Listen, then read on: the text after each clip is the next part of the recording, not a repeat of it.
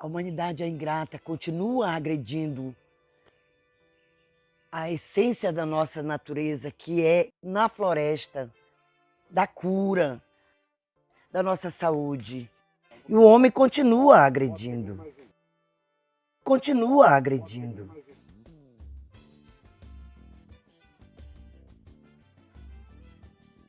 Sou um homem negro, portando um boné preto.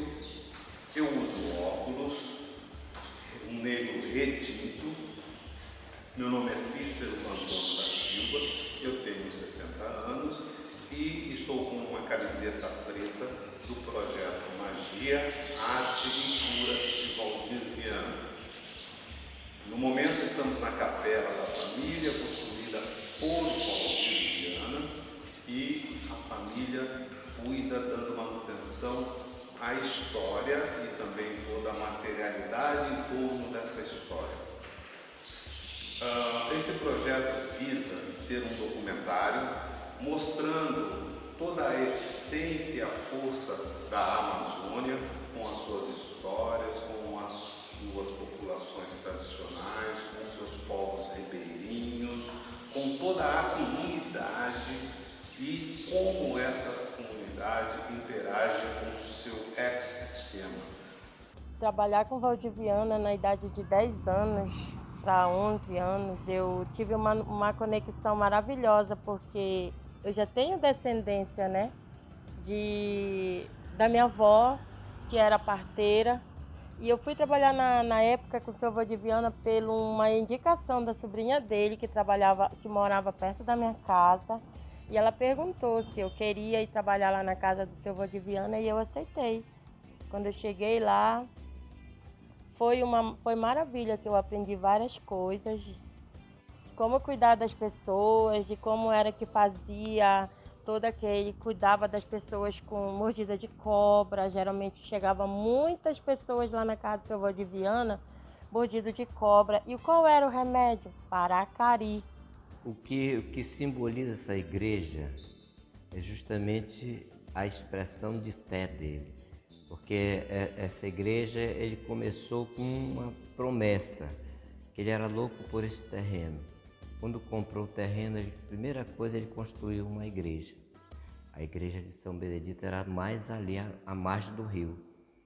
Naquele tempo o tijolo era difícil, então ele construiu em adobe, né? Aquele tijolinho, aquele barro sem ser queimado, né? O adobe. Construiu. Com a enchente de 1975, 76, chegou no pé dela, umedeceu e ela caiu, né? Houve até pessoas que disseram que era um castigo, tinha sido castigo, não entendiam que a igreja era feita daquele material suscetível a efeitos daninos pela enchente, né? Não era como um tijolo, como uma coisa. Aí ele disse, daqui com 2 anos eu construo nova igreja. E começou a construir essa aqui antes de 2 anos. Eu vou fazer uma que a água não vai chegar lá. aquele jeito brincalhão que ele sempre tinha. Eu quero ver a água chegar lá. E começou a construir a igreja aqui com recursos especificamente dele. Ele nunca pediu ajuda. Pelo contrário, fazia festa para dar carne, para dar comida para as pessoas. Ele não fazia festa para ganhar dinheiro, absolutamente. Eu recebo muitas ajudas, assim, mais espontâneas, do pessoal querer dar, não de ser solicitado aquela coisa, um bingo, um outro procedimento que angariasse dinheiro. A igreja foi construída exclusivamente com o dinheiro dele. E como ele tinha muita fé, que hoje eu sei por que ele escolheu São Benedito, que São Benedito é um santo de doenças, de cura, né? Um santo de cura. E naquele tempo ninguém sabia, todo mundo escolhia seu santo e ia venerar, proceder seus cultos da maneira que bem seria aceito, né? E assim começou, com a fé dele, ele fez a igreja, graças a Deus está aqui até agora. A gente tenta cuidar da mesma forma, com nossos próprios recursos, assim como ele cuidou, a gente tenta cuidar também.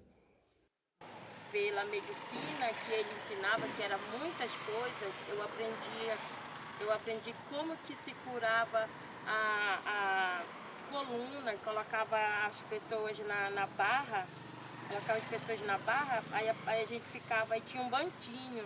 Esse banquinho que tinha lá, a pessoa subia no banquinho, aí ela ficava, segurava na barra, aí a pessoa puxava, ele tinha medição, ele puxava 3 vezes a pessoa para baixo, ele todo dia tinha hora para a pessoa ir lá. E vinha gente de outros países, tipo Inglaterra, vinha gente dos Estados Unidos, vinha gente de Manaus, vinha gente de vários cantos para ser tratados com o seu Valdiviana.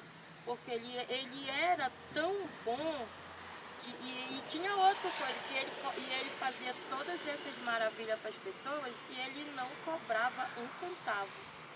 Ele fazia por causa do dom dele, o dom que ele tinha de curar as pessoas. Era muita gente que aparecia, que chegava lá.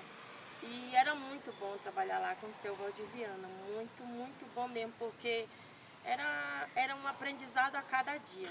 Todo dia era... Eu lembro de uma vez que chegou uma senhora que ela trabalhava aí na Pestalozzi, ela tinha sofrido um acidente, que tinha quebrado a clavícula dela. Sabe o que ele fez? Colocou uma garrafa aqui, e aquela garrafa que ele colocou aqui, ajeitou o braço da mulher, que até hoje a mulher não precisou de ir na médica, não precisou de ir em nenhum canto para fazer essas coisas de médico, não, era só Valdiviana. Ia muita gente e foi muito bom trabalhar lá com o seu Valdiviana. Aí a conexão foi até melhor, porque eu já tinha a minha família, a minha avó que era parteira, o nome dela era Martinha Tavares Reis, que ela já é falecida, e ela era parteira e costurava de mentidura. E eu gostava tanto de ver quando a minha avó estava fazendo aquelas que ela puxava as mulheres grávidas, várias crianças aqui em Parintins, várias pessoas foram chegadas ao mundo pela mão da minha avó. E a minha mãe também, ela é minha mãe é parteira e curandeira também, que a minha mãe faz garrafada para vender para as pessoas ficarem boas. Tem as garrafadas para as mulheres ficarem grávidas, que é de batatão. É muita coisa que a gente precisa ensinar para ficar um livro um dia na história, né? Porque eram muitas coisas Teve a é oportunidade isso. de fazer. E sempre que ele tinha oportunidade de demonstrar aquela vontade interna dele, aquela fé dele que ele tinha de que podia produzir alguma coisa do bem, ele tentava produzir, né? Tentava produzir nas pessoas. E ele começou assim, o pessoal não tinha, começaram a crer nas atitudes dele, nos procedimentos dele, nas ervas que ele usava, né? Ele usava muitas ervas para fazer o remédio deles, que hoje já poucos se usam, mas está voltando de novo, está dando uma volta no cultivo das ervas de novo, né? Embora a ciência tenha encontrado todo o procedimento em elementos químicos aí para produzir efeito e cura de muitas doenças, né? E ele começou assim, começaram a acreditar porque ele fazia. Começaram a acreditar nele porque ele fazia, ele se dispunha a fazer. Se dispunha a fazer com um procedimento de querer fazer o melhor. Ele sempre quis fazer o melhor. Para ele, se ele não fizesse o melhor, ele ficava doente. Aquilo para ele era uma pressão, para ele ficar desgostoso com ele mesmo, né? Com as outras pessoas que não curavam. Esse era o procedimento dele.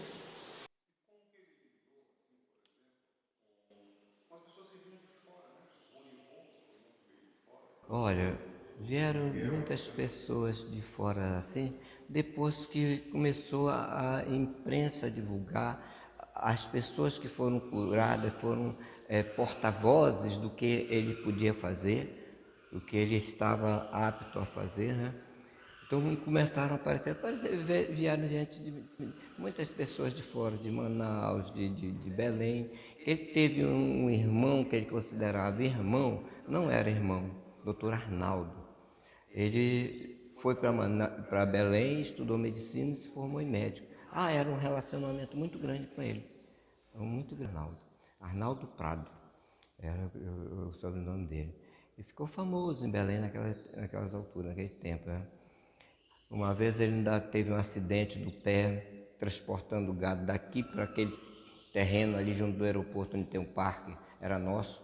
Ele levava o gado daqui por terra, a manada de gado daqui por terra, para lá, pelos caminhos, que não era estrada, eram caminhos. Ele levava para lá. E tinha um portão. O portão apertou, prendeu o pé dele quase. É que ele ficou com um movimento a menos do pé do que o outro, né?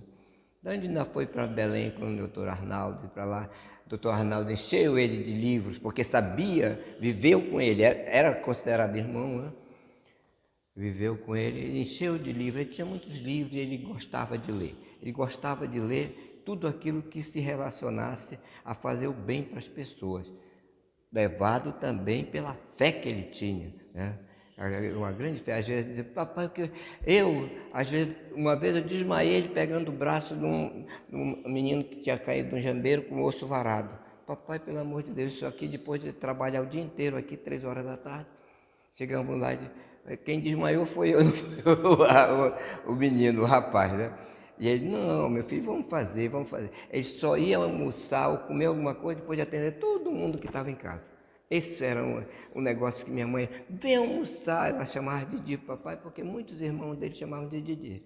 Até o doutor Romualdo, que morreu recentemente, não faz tempo que morreu, doutor Romualdo Corrêa, que foi um mestre aqui em Parintins. Quando eles chegaram, doutor Romualdo e doutor Jofre vieram juntos para Parintins. O doutor Romualdo fez mais amizade em casa. Para onde o papai ia, ele queria estar presente lá, vendo as coisas que o papai fazia. Médico, já vieram como médico para cá, de Pernambuco. Eram pernambucanos, os dois. E ele, doutor Romualdo ficava em casa. Chamava Didi também para papai. E foi o médico do meu pai até a morte do doutor Romualdo. E via, fazia palhaçada com ele, que o doutor Romualdo era muito gracioso. Se você tivesse conhecido o doutor Romualdo, é um médico muito gracioso, gostava de levar as coisas com alegria, assim como meu pai. Meu pai fazia tudo com alegria e deixou isso de legado para a gente. Meu filho, tudo feito com alegria sai melhor.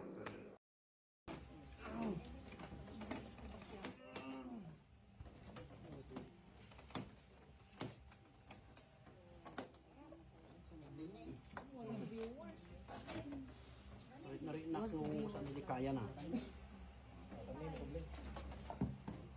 Kambyom. Kambyom na kanay. Kambyom man tanong ta persak. Na.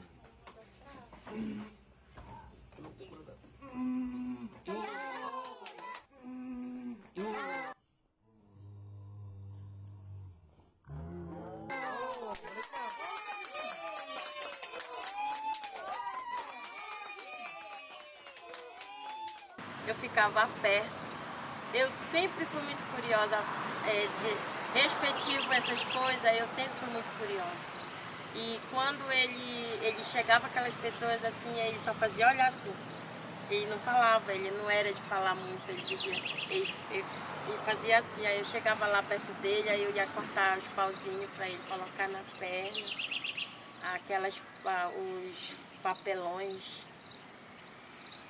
os papelões que ele cortava, a gente ia cortar o papelão tudo certinho, muito certinho, para ficar certinho, a tipóia. A tipóia, a gente fazia tipóia pra gente colocar no pé da pessoa, no dedo. E outra também tinha também a banha de sucuriju, que era a pessoa chegava com o pé quebrado, alguma coisa quebrada, era a banha de sucuriju. Fazia todo o procedimento, aí colocava banho de sucuriju, aí fazia tipóia.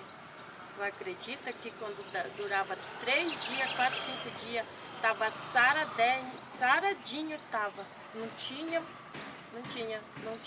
para outro remédio, era banho de sucuriju. Colocava onde, até hoje, mano, lá em casa alguém corta, ou então alguém se quebra alguma coisa, banho de sucuriju, sara rapidinho, entendeu? O que a sua avó falava disso?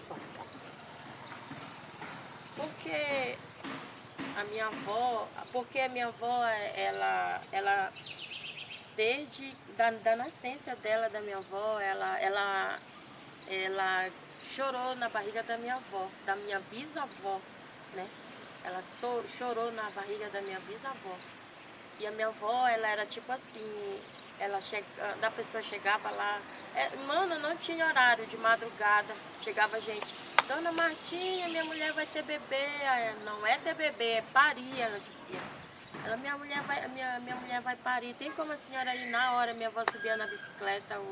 Naquela época não existia muita moto. Na bicicleta mesmo ia embora. Tinha muitas pessoas que nasceram pela mão da minha avó. A nossa essência está na floresta, na mata. Sem fé não há magia. Sem a fé você não busca a sua cura. Para que você faça os segmentos da força da natureza, a sua vela para você acender a luz para o clareamento da nossa mente, da nossa segurança, a cachaça, a limpeza, a força do elemento, o elemento da mata, elemento da mata, elemento da mata, a cura, as esperanças, a nossa paz. Tudo aquilo que você quer, de tudo que você busca, para dentro de você. Quem manda no mato é Oxóssi. Oxóssi é caçador, Oxóssi é caçador. Quem manda no mato é Oxóssi. Oxóssi é caçador, Oxóssi é caçador. Quem manda no mato é Oxóssi. Oxóssi é caçador, Oxóssi é caçador. Quem manda no mato é Oxóssi. Oxóssi é caçador, Oxóssi é caçador. Meu pai, ele era muito ligado à natureza mesmo. Começou a vida dele de pecuarista, de tudo, mas começou com bodes, com tudo, depois de bodes passou para porco, depois de porco ele foi vendendo e comprando gado, tá? Assim ele iniciou a criação de animais, mas ele queria criar sem mexer na natureza. Quantas vezes a gente dizia, fazer que, papai, o senhor tem 10 reses hoje, amanhã o senhor tem 20, então o capim que dava para as 10 não dá mais para as 20, a alimentação que dava, a gente sempre falava isso com ele, e ele sempre dizia, não, mas tinha várzea suficiente, enchentes que não eram tão devastadoras e terras que já caíram muito, né? Muita terra, muitas várzeas aí já caíram, não existe mais por própria erosão da natureza, né? Erosão dos rios aí, já levou as terras. Então ele sempre foi preocupado em ter as coisas, mas viver a natureza. Eu dizia que se ele tivesse sujo de esterco de gado do cabelo, no dedão do pé, ele estava satisfeito dentro de um curral, dentro de uma mata, dentro de tudo. Ele estaria satisfeito. Informação. Basta dizer que a gente ganhou nosso museu, né? Exatamente. Ali tem muita coisa e tem várias pessoas que têm que trazer mais coisas lá. Eu sou uma que eu tenho que falar com as minhas irmãs para a gente conseguir algumas coisas que eram da minha avó. E como ela fazia, né?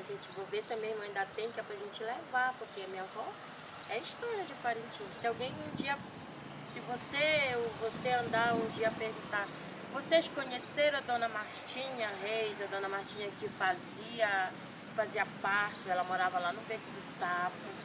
Vocês conheciam as pessoas? Alguém vai dizer para vocês, eu conheço. Alguém vai dizer assim, eu fui nascido pela mão da Dona Martinha. Se o Valdir Viana fosse vivo, o que você hoje diria a ele? Muito obrigado. Muito obrigado por ele ter passado,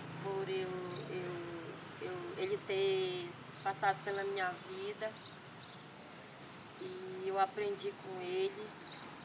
E até hoje, 3 pessoas assim, primeiramente a minha avó, né? Que quando as pessoas chegavam para fazer o parto, eu ia ficar lá perto. Quando a minha avó quando as pessoas chegavam, as mulheres puxavam a mãe do corpo, eu estava lá perto. Minha avó botava o pezinho dela na cama e ela ficava, minha filha traz aqui o óleo para me fazer a massagem. E não era esses óleos de bacana não, era andiroba, era copaíba. Todas essas coisas, andiroba, era copaíba, banha do boto, é só essas coisas que é coisa boa, eu tenho tudo isso lá na minha casa, no cantinho lá de macumba, tenho na minha casa. Cantinho de quê? Hã? Cantinho de quê? Da macumbinha, que é para fazer o trabalhinho para as clientes, que elas chamam. Às vezes eu tinha vergonha de falar que eu sabia, mas agora, como a minha mãe disse, minha filha, ficou para ti. Se tu não quiser, tu não pode seguir em frente, porque eles querem que tu seja. Então pronto, tu foi a escolhida da família. Olha, meu pai, ele me deixou isso muito forte, eu tenho essa coisa muito forte comigo. Eu sou batizado na Igreja Católica, mas eu escolhi ser cristão. Onde falarem de Cristo, onde falarem de pessoas que fizeram bem, como pessoas e como divindades, né? Eu concordo plenamente, não discordo. Meu pai sempre foi assim, um pouco, você vê, hoje nós estamos aqui numa igreja construída por ele, então ele era muito fervoroso, mas a maneira dele expressar a religião dele era justamente fazer o bem, que fazer o bem era a maneira dele expressar, não era naquela pregação do que podia acontecer, que devia acontecer, mas fazer, no fazer dele, na obra dele. Ele fez muito essas, com um certo ímpeto, essa coisa. Tanto é que, e tudo brincando, né? Um rapaz que ele tratou, mordido de cobra, que o doutor Romualdo, quando enxergou, disse: Didi, pelo amor de Deus, vamos operar a perna desse rapaz. As veias de fora, as veias das pernas dele, tudo de fora, caindo os pedaços da mordida da cobra. Aí o papai disse: mas ele é do interior. Olha o que ele disse: ele é do interior, como é que ele vai viver no interior sem uma perna? Vamos cuidar, vamos cuidar. Aí o doutor Ronaldo disse: mas Didi, se essa veia grudar na rede dele, quando ele levantar a perna, arrebenta, ele morre sem dizer um ai. Aí lá, se for, que o doutor Romualdo sempre ia com ele. Eu gostava de ver isso, como eu citei no início, né? Gostava de ver isso com ele. Gostava mesmo. Doutor Jofre não, era mais retratado. Que os dois juntos conversaram muito com meu pai. Viveram muito. O doutor Romualdo, então, viveu muito. E quem tratou ele até a morte foi o doutor Romualdo. Então ele fazia isso com uma certa de preservar as pessoas. Esse rapaz foi o rapaz que nos fez chorar muito.